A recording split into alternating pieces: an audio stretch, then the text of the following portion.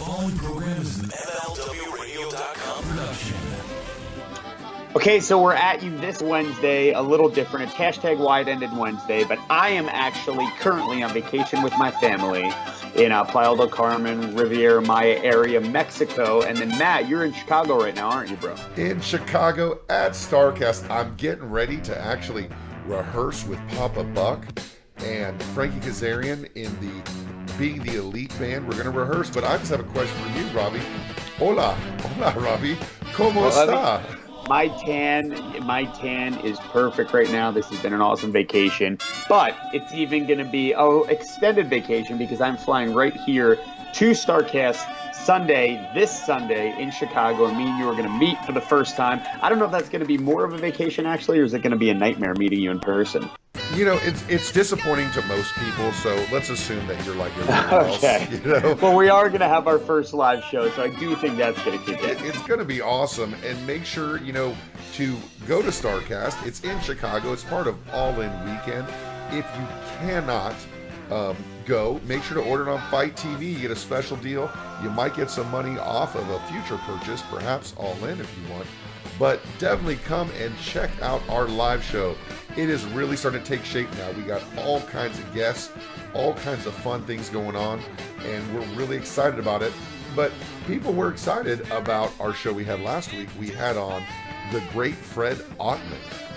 Yeah, Fred Ottman of Brutus Beefcake. Fred Ottman, we got a lot of great feedback on. I think the most was just about how positive and nice he was.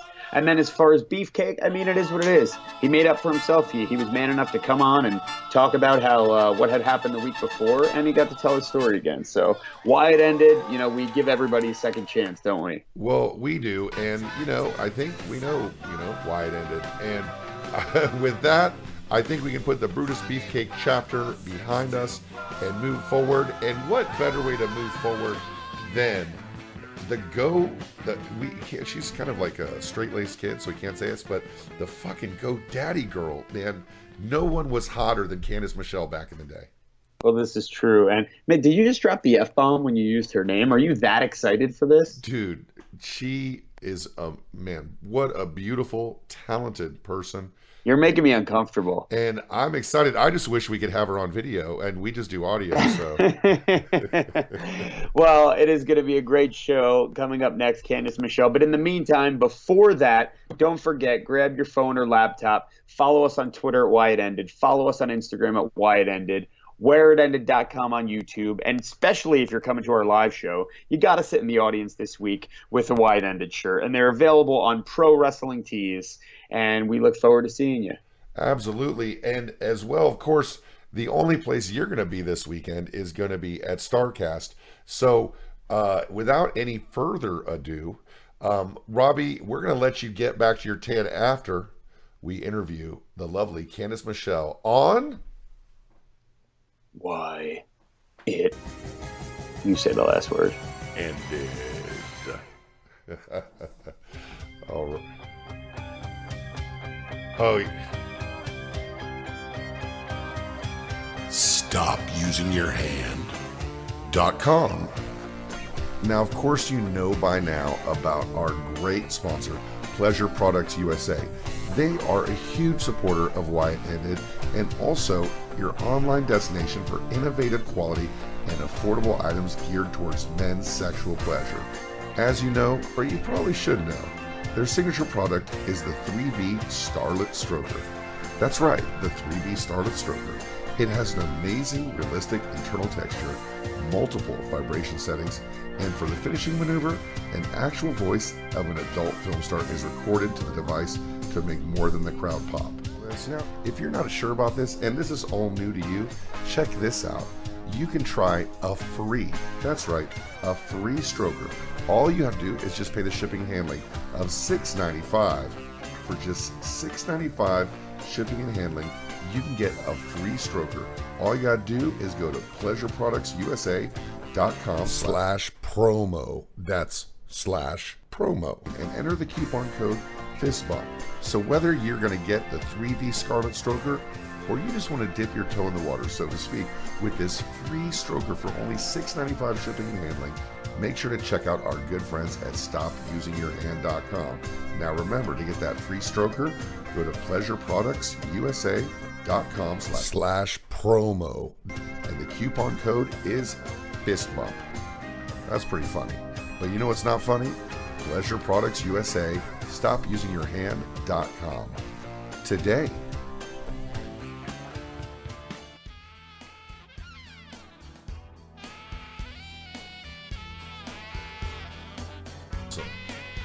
All right, guys. Now, joining us right now is one of the most beautiful women in professional wrestling history.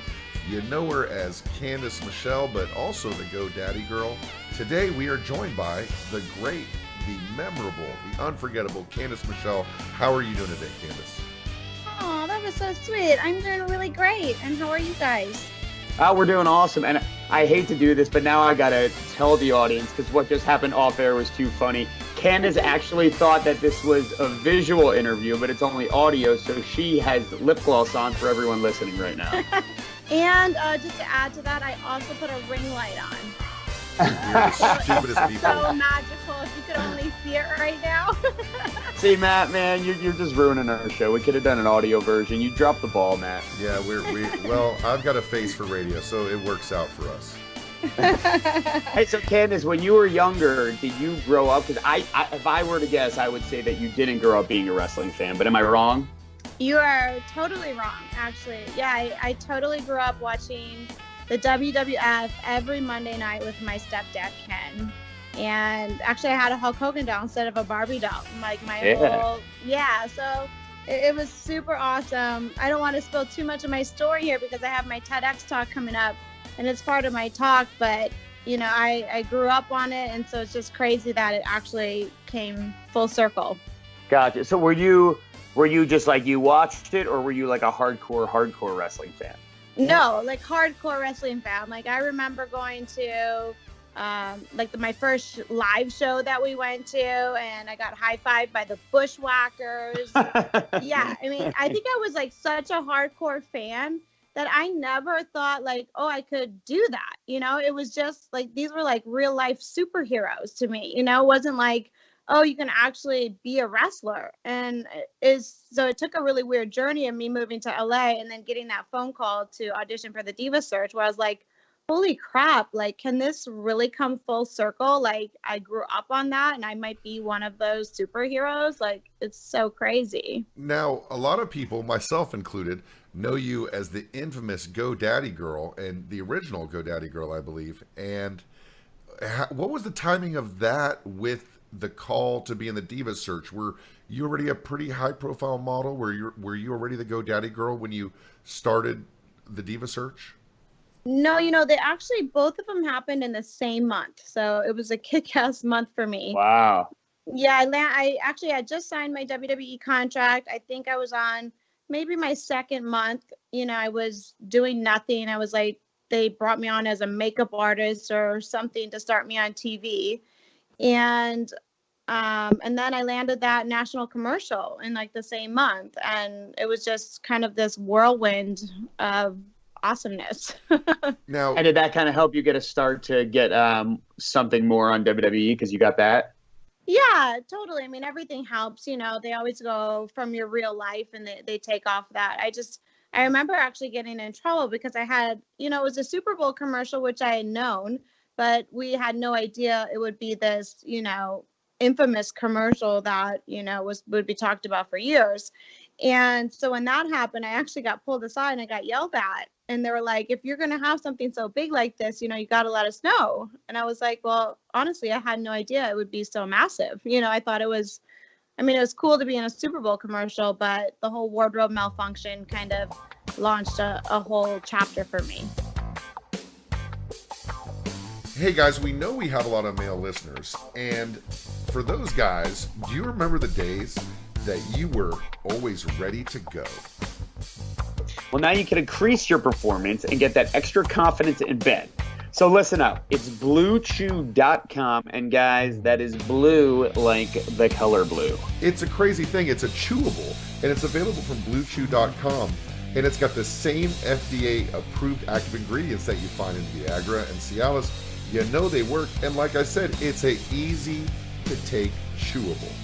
Yeah, you can take it anytime. You can take it at day. You can take it at night, full stomach. And since they're chewable, they work up to twice as fast as a pill. So you can be ready whenever an opportunity arises. Because let me just tell you something, an opportunity could arise at any time. Well, for almost everybody except me, but let me tell you this, if it did, if in fact it did, true. you know, all I got to do is go online because Blue Chew is prescribed online and it ships right to the door in a discreet package. You know, so there's no like in-person doctor visit. You don't have to be embarrassed or have that awkwardness waiting in the pharmacy. And it's a much easier way to kind of be always ready on the go. And we all know, Matt, that you probably have had that awkward waiting in the pharmacy visit before. But nonetheless, Blue Chews are made in the USA. And since Blue Chew prepares and ships direct, they are cheaper than a pharmacy, which works out really good for your pocket. You know, and it's, guys, this is a no-brainer. You know, if you've always kind of considered something, you know, to help you in this way, you know, Blue Chew is the way to go. You go to bluechew.com and get your first shipment. Guess how much it is, Robbie? How much is it, Matt? It is free. It is free when you use our special promo code, Robbie. All you got to do is pay a measly $5 shipping for a free shipment of Blue Chew. And that's special promo code Robbie, Robbie. And notice how they made the code after my name and not Matt's. Well, they actually want people to buy it, and don't, and don't just take our word for it. I know many people who have used it, and they love the Blue Chew. Again, that's Blue Chew, BLUE Chew.com. Promo code Robbie to try it free. Blue Chew is the better, cheaper, faster choice. And man, we appreciate them sponsoring the podcast and being supporters of Why It Ended. And make sure to go to bluechew.com. What's the promo code again? Robbie, Robbie. It's amazing he has to spell out his own name. Try it today. Bluechew.com, promo code Robbie. I'm a college graduate. And you know, good move, honestly, looking back on not telling them. I think that probably worked out better for you. But let's talk about, it's kind of a weird thing. You were in the Diva search and they liked you. You didn't even make the final 10, but they liked you enough to make you, you know, kind of a on-screen makeup artist. What was that process like? Who came up to you? Who talked to you? Who was in your corner? And how did you end up getting associated with WWE when you didn't finish in the top 10? Well, I think whenever there's a quote unquote contest, they're looking for a certain type. And I don't know if back then, I think the fans had part of a percentage of a vote. And then, you know, office comes into play on who is the ideal person to win this. And that wasn't me, but I was the ideal person to become a wrestler. And I think they saw that and they knew I had what it took. And it was about a month after the Diva search, and it was hard because I was so bummed. I was like, you know, I audition a lot in LA, so you know, you win some and you lose a lot, and so usually it doesn't really bother me. But that one, I was like, this is for me. Like, how could they not choose me? Like, I'm perfect for this. And then a month later, they called me and offered me a 3-year contract. And that's when the hard work began. and then how soon after? Well, first, was that call like completely like out of the blue? You weren't expecting it at all? Not at all, because I mean, it was like a month later. But when they called me, you know, they had to wait for the contest to end and obviously put over the winner. And so as that was going on, then they called a few girls in that they wanted to hire. And then when did you start? How long after that did you actually like get in a ring where you started to learn how to wrestle? Oh, I got in right away. Like, you know, they hired me obviously it was like that new generation of the eye candy and the TNA and really putting that over Playboy, all that stuff. So obviously I got hired for that, but I had a whole nother agenda in mind. So the first day, as soon as I got there, I was ready to start learning. And that's smart. And, you know, you had, of course, at the time, they were taking a lot of you supermodel types and, you know, hiring you for the, like you said, the eye candy factor, but then training them to become wrestlers. Sometimes it worked out, sometimes it didn't. But of course, Finley's very involved, and you also work with Arn Anderson. I don't think you could do better to have a couple trainers like that.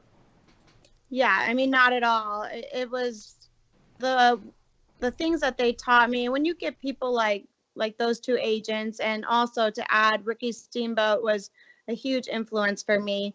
When you get those three men seeing that you're putting in the hard work and helping you out, it's like you just take that in. You know, they're legends of the business, and I respect that. You know, I would just sit there and listen to them and every single word that they would say and apply it the best that I could.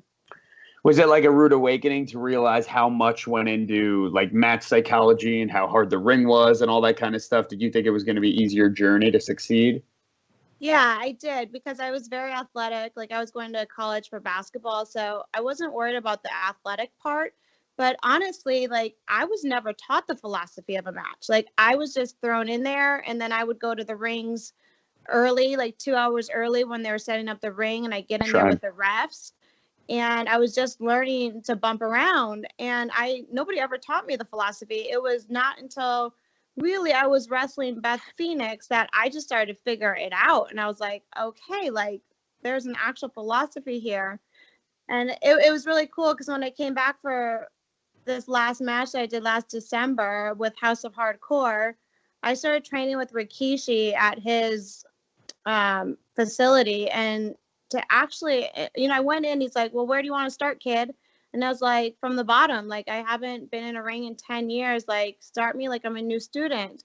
And he did. And I was like, I can only imagine how far I could have gone if I had that kind of knowledge and training. You know, I mean, I was blessed to be thrown into it. Without that, you know, it's like a double-edged sword. People wish to get on TV right away, but I didn't have any of that knowledge, any of that training. I just learned on the road.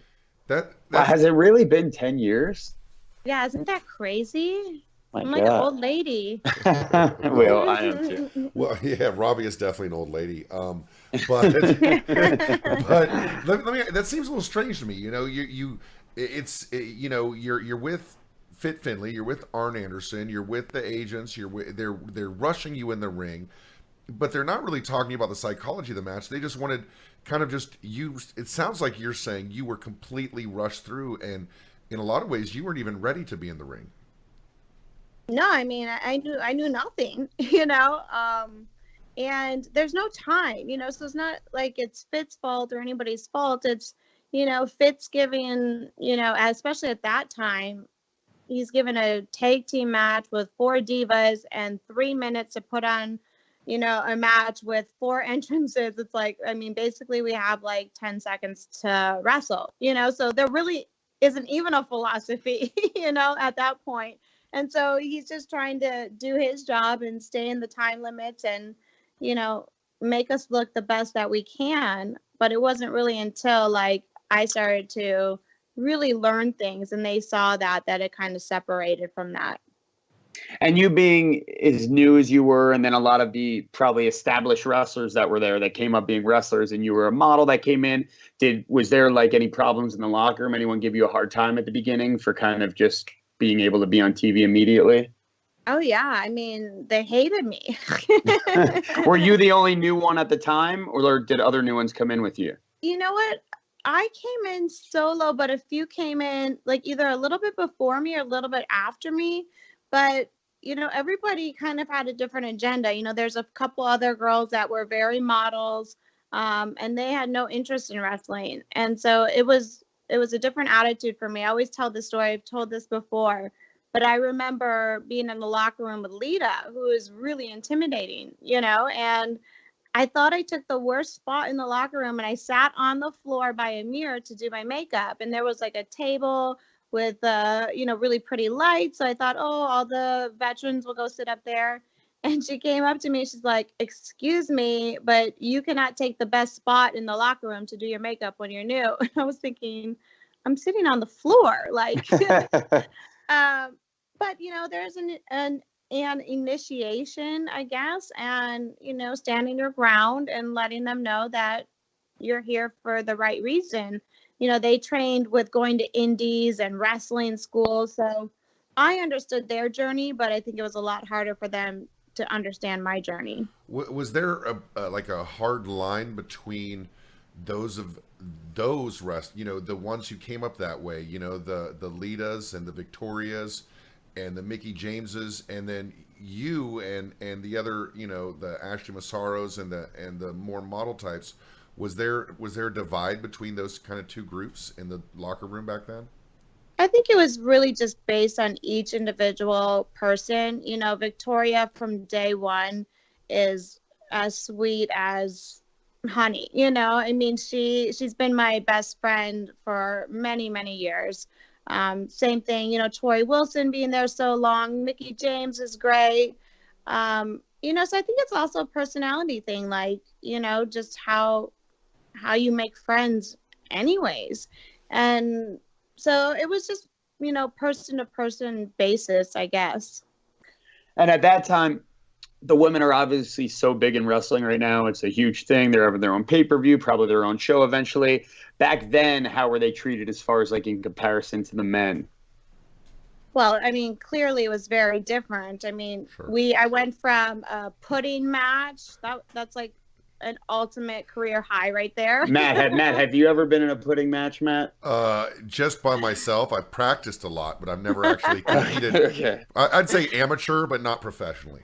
Got it. I mean, that's quite an experience. How does one win? obviously, How does one win a pudding match, or is there any winner in a pudding match? Yeah, I don't know, but I do remember me and Melina like trying to do like DDTs and like we're like, we are going to wrestle, and to get the other chick out of the pudding, I mean, it was up to our waist. It's like you can't even get the person out of the pudding. Was it And pudding? Was it actually pudding? Yeah, it was really pudding. It was chocolate. It was so disgusting. It was in my ears. I was just like, how? I look back and I think, how did I even, like, was I willing to do that? How did I just say, like, screw you? You get in a pool full of pudding, It's almost as if like, what could they ask you to do that you wouldn't do? Like, if you do pudding, like, what would you wrestle in a cage of sharks? Like they'd ask you to do anything. Back then, I would have wrestled with sharks, just to earn that respect and earn my right and earn my place. And you just go through it. And from the lingerie matches and the play, I mean, I remember getting my first WrestleMania, and it was a Playboy lingerie gown match. Now, can you just imagine? There's a bed in the ring. You have to wear lingerie under a gown and get the gown. Like, I mean, it's so complicated. And we're trying to do, all these wrestling moves off the bed with a pillow. But we earned our time there. That's for sure. And who would be the people, and who were the people that pitched these to you? Like, someone would take you aside and say, okay, Candice, there's a bed in the ring, or there's a big bowl of pudding or whatever. Who are the people that would communicate this to you? I mean, I'm sure there is these writers backstage just ribbing the shit out of us, like, right. But at the time, like, we just loved it. We were willing to do whatever it took. And, God bless Fit Finley, who gets, put on the pudding match and has to be an agent for that. Like, I mean, what is he supposed to do with that, And so we just did the best that we could. We just try to entertain people and have a good time. Yeah, he's not going to draw on like old World of Sport British experience to teach you how to do a yeah. Yeah, exactly. So in 2006, you were on the cover of Playboy. Who broke that news to you? Were you super excited about it? Yeah, I was really excited. I personally had always dreamed of doing that. And I had done some other smaller Playboy magazines, like the college issues, before I was with wrestling. And there was always this huge faux pas, like, if you've ever done that, you would never pose for the main magazine. And so gracing the cover as a celebrity was like, I always love thinking outside of the box. And people create these paradigms, and it's like, you can only do X, Y, and Z because that's what's been done before. And I just love stuff like that. I love to be like, you know what, let's see if I can do something different. And so to get that was like a huge accomplishment. And for me, it was a dream come true. And, as these of course, in that era, there was a lot of women in coming and going, but you were sticking around. You were kind of moving your way, up the card. Wrestling and defeating Lita, and also, having a feud with Melina. And with Melina, I guess she wrote in her blog that no Playboy cover model could beat her in the ring. I guess that was storyline. What is your most memorable feud? Was it the Melina feud, or was there another one that you remember fondly? Well, I mean, there's definitely two. The Melina feud was actually like a real life feud. And as much as it was so frustrating to work with somebody that didn't want to work with you, that didn't respect you, it ultimately led me to winning the championship. I mean, I remember being at a house show and like legit was ready for a shoot fight. I was like, all right, let's go. Like, it's on. And like, I walked to that ring and I had no idea what was going to happen. We had put nothing together. And I was like, we're just going to go out there and fight. And somehow we ended up doing a match. And through that process, it's like I had to learn. And so that's when I started to learn this philosophy and just, create it up in my head, because I had no choice. There's a live audience and somebody that doesn't want to wrestle me. So it's really hard to do the dance when you don't have that. And so to this day, even though we had a very, butting of heads, I appreciate what I got from her because it took me to the top. Hey, go ahead. So, you say you went to the ring that day, and I guess that blog post by Melina was a real post that no Playboy cover model could beat her. And you went to that ring today thinking you were going to fight. What was it that led up to that? What were the conversations you had backstage or didn't have backstage that led you to believe that, wow, she really doesn't respect me or like me? Well, she didn't want to put our match together, so we have a match and like literally there was no match. And like, I'm new, so she's not, she's a veteran, so she could probably go out there and make herself look good. But at that stage, she didn't understand, in my opinion, that it takes two to tango and it takes two to make magic. You never see one wrestler in the ring wrestling and people love it. Like, it's just not how the business is. And so literally I was trying to work things out, and because she didn't respect how I got there, I didn't come up through the indies and I didn't come up through the wrestling school, that she would not talk to me before the match. And that's, you're right. I mean, it's so stupid because it takes two people to make it work. And it's not your fault that you got offered the opportunity to be part of WWE. You know what I mean? You went to a Diva search, they liked you, you got the job. Like, none of that is your fault. So to take it out on you isn't fair. Yeah, and then the last straw was, so I had recently suffered a broken nose, and I had just had it fixed, like, I think it was like 3 weeks. And so I said to her, can you just stay away from my nose? Like, obviously I just got out of surgery. And she goes, if I have to stay away from your nose, then you shouldn't be wrestling. I was like, all right, bitch, it's on. Like, do what you got to do, and I'll do what I got to do. But my music's hitting, and we're going out there. And the ironic part is we actually put on a beautiful match that night. It's like once we got in the ring, her tone changed, and I don't really know why. But we put on a great match, and so it just kind of took off from there. And are you guys cool now? Yeah, it was really great because, when somebody is so disrespectful, it's a true judge of character. And I was able to see her at some events that I did, and just through the work that I'm doing now as a public speaker, I've just grown a lot, and I'm able to look at that situation and be like, you know what, you pushed me to my edge where I had to learn, I had to create out there, I had to interpret, I had to do things that great wrestlers do, but without her doing that, I might not have gotten there. And so I was able to do a promo with her and just tell her, you know what, love me, hate me, but respect me, and I respect you. And we had a beautiful moment of tears and hugs, and so we're on great terms now. Yeah, because, you both were young. You were very young, 24, 25 years old when you broke in the business. And looking back, that youthfulness, maybe the naivety, do you look back and wish you had the maturity or wish you made better choices back then?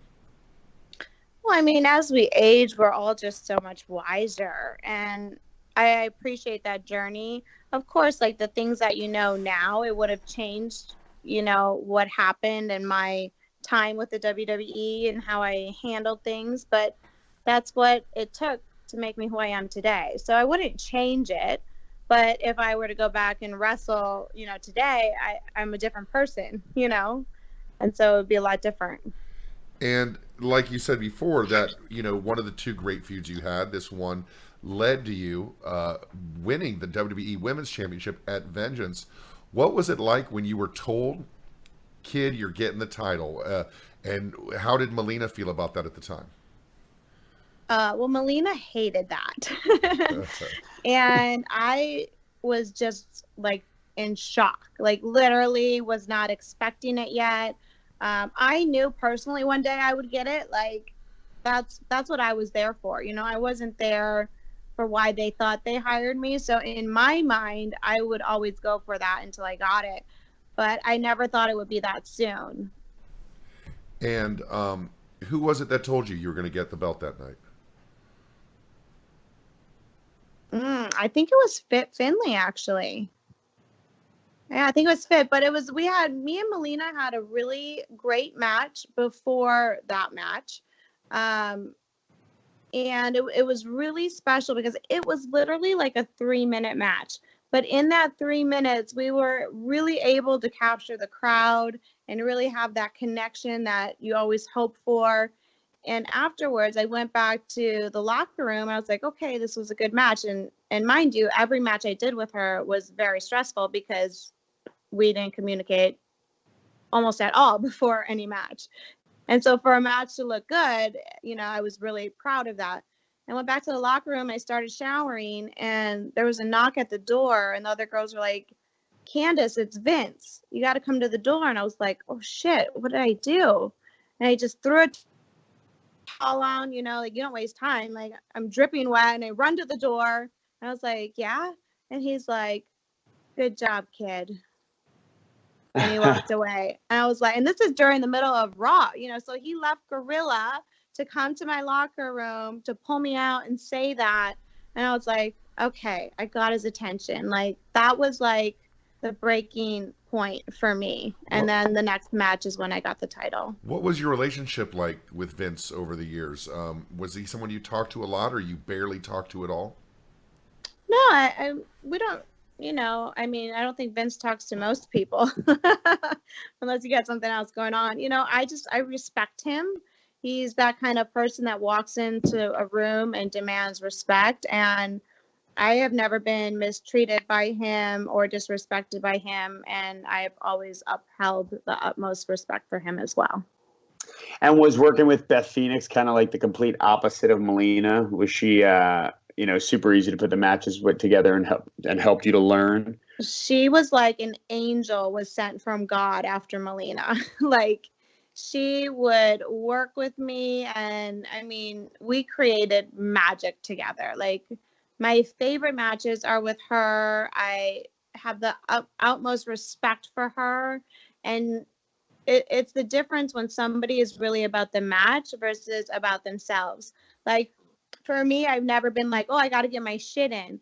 For me, it's always been, you know what? I can sell the shit out of my opponent. And that's what I'm really good at. Like if I can make her look good, I'm valuable.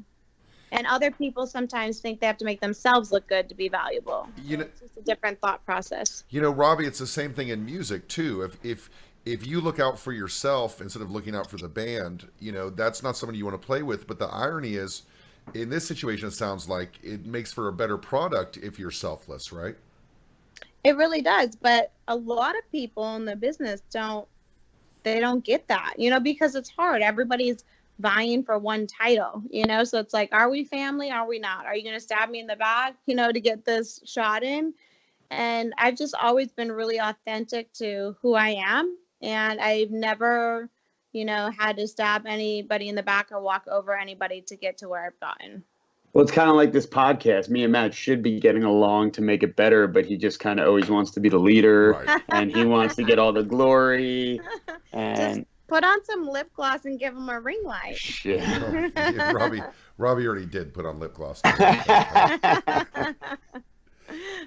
So you had a couple injury issues. You cracked your clavicle against Beth Phoenix, and then I think you just outright broke it in 4 different places, and it took you out of WrestleMania 24, right? Yeah, so I actually broke it on the mat on a 2 out of 3 falls count match with Beth Phoenix. And they told me I had 6 weeks, and like any wrestler being on the sideline and being injured, it's like the worst time of your life, and you count down every single day. And I had never experienced this before, and one of those other things of not being really knowledgeable or having that training in what happens through an injury. So I just did everything that I could to get back as fast as I could. And literally, like, it was like after 6 weeks when it was supposed to be healed, I remember being backstage with the WWE doctors, and we're just looking at my x-ray, and like all of us could see that it was still fractured. Now, it wasn't completely broken, but it was still fractured. And I was like, I'm fine. And I literally convinced everybody I was fine to wrestle that night. And on my first drop kick I landed, I knew something wasn't right. I finished that match though. Like, I want to note that I finished that entire match and shattered my collarbone. So Isn't that part of the problem, though, that you take pride in finishing that match when anybody who can look at an X-ray knows you shouldn't have been out there and your clavicle was already broken? yeah, huge learning lesson for me, right? And looking back on it and with the work that I do today, my goal was to win the championship. My goal was never longevity in the business. And that's probably the one thing that I would change is like, I was just so focused on getting to the top and winning the right way versus having a long career. And hence, that's exactly what I got, like, without realizing that. So what led to the exit from WWE? Well, after I shattered the collarbone, I was training once again, trying to get back too soon. I was doing double Krav Maga, 4-hour training sessions a day. And then I landed on the donut of the bag and I tore 2 ligaments in my ankle. So I'm already on injury release. And, then I'm trying to get back. I was just overdoing it. I wasn't listening to my body. I was just listening to my mind and not wanting to lose my spot that I had worked so hard for. And then that was when I got the call after that. So when you got the call, who was it that called you, and what was going through your mind at the time? Johnny Laurinaitis called me and said, "Hey kid, sorry, but the WWE's come to terms. I'm gonna release you from your contract." Was that like expected at all, or was it out of nowhere? I think I kind of expected it. And I was like, okay, thank you for the work, Johnny. And it was just time. And then I called my husband at our office and I said, I let him know. I said, well, WWE's just released me. And he said, are you okay? And I'm like, yeah, I'm okay. And I was like, so do you want to have babies? And he's like, it's not like, do I want pepperoni on my pizza? Can we talk about this later? and so, well, in that time, after that happened, so since then you have, besides your recent return, which we'll get into in a second, you didn't touch a wrestling ring at all, right? You only maybe did some appearances once in a while? Yeah, I just did some appearances. I never wrestled in a ring. For me, I have the utmost respect for the people that I worked with and the level that I was at. I'm not at a level to like carry people on the indie scene. It's like my career was short-lived and I didn't go through that kind of training to be able to carry somebody. And I wasn't willing to risk an injury. The WWE ring is much higher quality than any indie ring. And I just wasn't willing to risk any more injury after what I had been through. Do you, if you look at it, you went in 2004 and you were gone in 2009. But in the meantime, you were the flippin' GoDaddy girl, and you also were in Playboy. Do you think that time away from the modeling scene, from the TV spokesmodel scene, maybe kind of hurt your chances in that area, and maybe you lost some opportunities by using those years in the WWE? No, I think it's actually complete opposite. I think my journey was to be in the WWE. Like, when I grew up watching that, I honestly never thought that you could have a career with that. Like, it just never crossed my mind. And I think I had to go through the journey of moving to LA and doing the modeling and some acting to get me to that point. Like, I don't think it's any coincidence. And I think that was my ultimate destination. When you were released, your husband asked you if you want to have babies. You got to move on, but for someone whose dream was to wrestle and who had reached that dream and even got a championship within a short time you were out, there must have been a part of you that was heartbroken about the whole situation. Yeah, I mean, absolutely. I mean, there is definitely heartbreak when you love something. But I'm also, one of the things in my life I've been really great at is moving forward and building that next chapter. And the next chapter for me of having a family, like I could never be on the road and have a family. And some of the great female wrestlers I've been able to wrestle with, they weren't able to have a family, or they weren't able to be in that situation. And I look at what I have with my family, because I never would have been at a place at that time to say, oh, it's time for me to go. I'm going to go have a family. Like, that wouldn't have happened ever. And I think the way it happened is just God's plan on taking me to have this beautiful family I have. Like, that's what my life is totally about. And, you just live and learn and grow and rebuild. And it's something that I inspired to do with not just other wrestlers, but other athletes that get injured or get released, or even people that lose their careers. And you have to start over. It's so hard, especially for the egoic mind, right? You're like, you were famous and signing autographs and making a ton of money and traveling the world. And now you got to like start reading books again. And like, it's like a mind, it screws with your mind.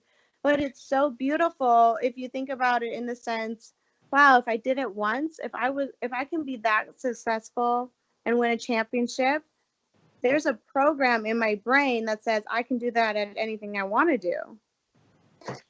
So what made, sorry, I was just going to say, so what made No, you years later want to come back for this one match for, was it a favor to Dreamer? Did you want to do it? Whose idea was it for you to return to House of Hardcore this year? Well, Tommy Dreamer called me, and I just knew what he was going to say. And he put me over so much. And he's a very, very dear friend of mine. So I adore him. I always will. I respect him. I love him. And the way he put it to me was, not only did I not get a chance to say goodbye, but fans didn't get a chance to put an end to that, that character that I had.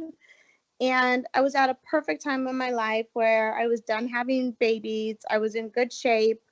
And he called me. I just started crying. He's like, why are you crying? I haven't even said anything. I'm like, because I know what you're going to say,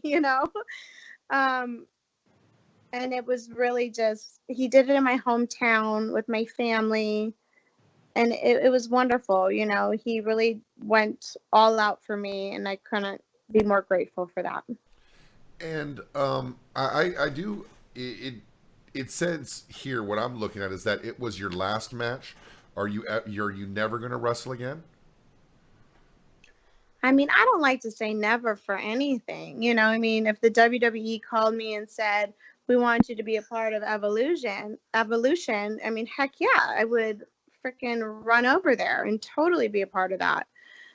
But it's intense, like I trained for 3 months with Rikishi to get ready for House of Hardcore. And when you're not in the ring for 10 years, like every single bump hurts, and you forget how much it hurts. And it's kind of like riding a bike, but it's so painful, not just physically, but I would cry every time I trained with Rikishi, like for the mental reasons, like the part of me that missed it.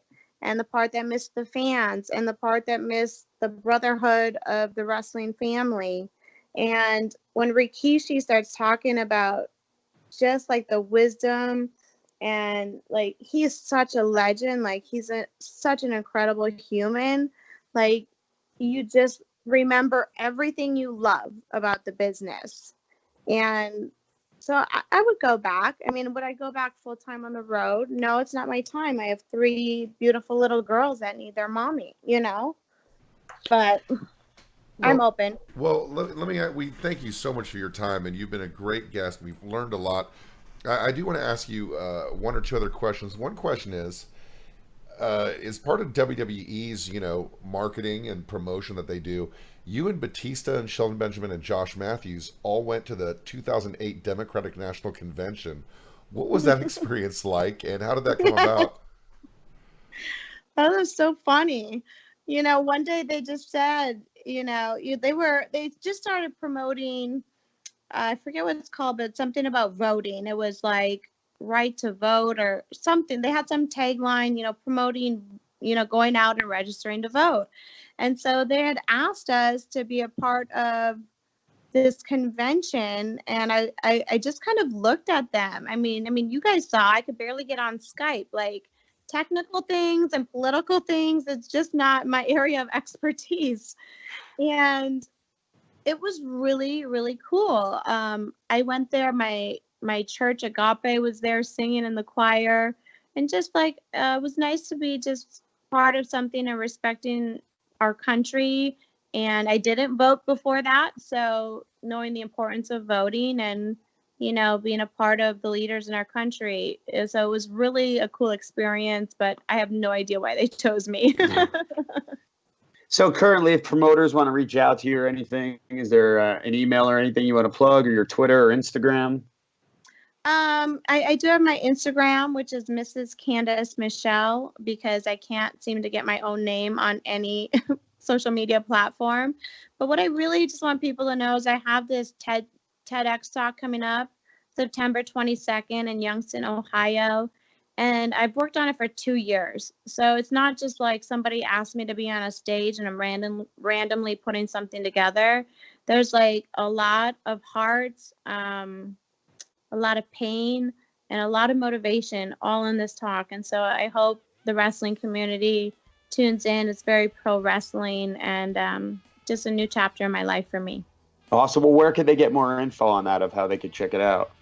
Youngstown TEDx, or just go to my Instagram because I post all about it there. So at Mrs. Candice Michelle. Cool. Awesome. Well, thank you so much for joining us. Of course, thank you. You can check her out on Instagram, Mrs. Candice Michelle. But look out for that TEDx talk coming up in September. Of course, you can just Google Candice Michelle TED Talk, and I think we're all looking forward to that. And thank you once again for joining us. This was a great interview. Yay, thank you guys. Have a wonderful night. You too. You can take the lip gloss off now. You too, Robbie. Bye. All right, bye. Take care. Bye. Robbie, we are fucking idiots for not putting that on video. She had a light and she had on lip gloss. I'm never going to get that chance ever again, dude. Yeah, dude, you kind of blew it. I'm not going to lie. I heard your voice stuttering a lot. You were probably sweating a lot. I didn't want to say it on air. I was going to text it to you, but I didn't want to throw you off more. But I felt the sweat through the microphone. Well, it was probably my feverish attempt to order 50 crates of pudding. But nonetheless, what a great episode. What a great interview. What a sweetheart and lovely human being, Candice Michelle. Yeah, she really is. She's fun. She's outgoing. It was just a great time to talk to her. I forgot we were doing a podcast. I thought we were just talking to someone super cool. And it's cool how positive she is. And, fellow parent, I can relate to her, how busy she is with her kids, because I know how busy I am with my kids. And it's good to see how someone who came in, even though she loved wrestling, she wasn't that knowledgeable of it, and she left respecting it so much. That's really the takeaway, is how much she respects and loves the business, and how much respect she had for our podcast, and how, what a great interview she gave us. And if you want to hear more interviews like this, make sure to check out our Patreon page. We have a bonus episode right now, and we're going to have next week's show up a little bit earlier than usual. And also, we're going to be at StarCast, Robbie. This Sunday, the countdown is on. Now, me and Matt are going to be meeting for the first time, but I'm not going to lie. The swim up bar is not very far away from me right now, Matt. I got to go get back to my family and enjoy my vacation because your voice is ruining it. Adios, muchacho. What does that even mean? I think it means see you next week on Why It Ended. Great segue.